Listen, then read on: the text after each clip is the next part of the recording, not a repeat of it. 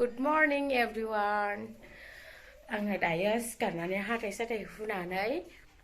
मोखां सोखां सुनानै फ्रेस जाबाय आरोना। ओमफ्राय गुदखा फाग्लाया सिखारनो रोङाखै। नाहैनो र' आङो गथ'फोरा नै स्कुल थांनो जालायलांबाय। टाइमानो जालायलांबाय। गुदखा फाग्लाया मा खालामदों नाहैनो र'।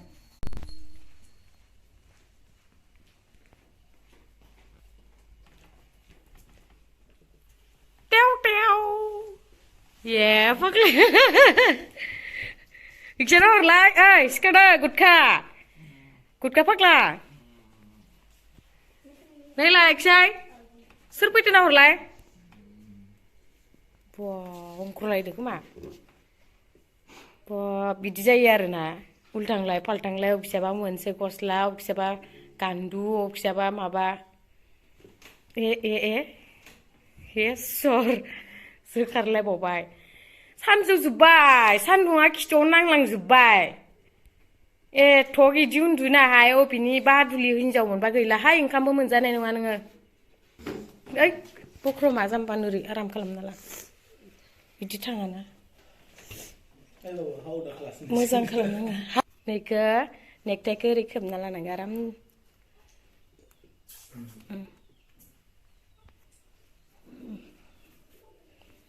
दासो मोजां जाबाय नै फुंजाया जाना स्कुल थांसै गायसोन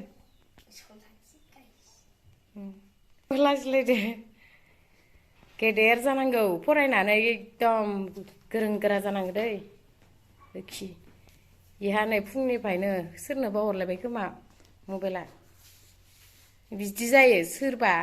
सिख्लाया गोसथोनांगौ बिदिबालाय उन्दु थाबाय थाबालाय एसे बनफोरा सिनथिङैथां अननानै एसे हेफाजाब होना गालांना आंखो होमबाबोथ' दा नोङो ओरैनो थास्लायस्लाय एसे हेफाजाब खालामना गालां आंखो बनफोर सिननानै होमबाना नाम थागोन ना गुदखा मास्टारा बिराद मावथिहाय गथ'आ होननानै मा होनो आलासि जानायखौ दब दोनथावलायोनो मालाय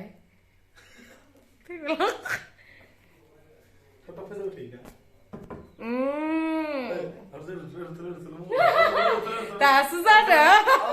थाब थाब फोजानायखायसो नोङो आलासि जानो दब दोनथ'नोसैनो फोजाला दे गाबोननिफ्राय ओंखामबो होआ ओंखाम स्लिम जाजुनानै ओंखामा गैला होनगोन आं उन्दुना थाबाय था सानजौजासे सासेयाथ' नै दासो सिखारना गांसे फिसायाव जिरायफैदो ओइ खुगायावलाय मा नाङा थालायखो दारियाव खुदै बोहैलायनाय सालालै नै बिथांजोआ टप्ला फिसासा बानानै फंबायखौनो बाय बेस्रा आयै गथ'आ कलेज फरायलायनाय गथ'खौ इदि बानहोबाय थाबा लासिं सिं मान सनमाननि हानि थाङो आयै से थोद फंबायफोरखौ बानानै इदि इमान खस्थ' देनां नोंखौ ओइ देनां नुगोन दै रियान्सखौ बायै फेदेरदों बिब'आ देनां नुगोन ना फुंजा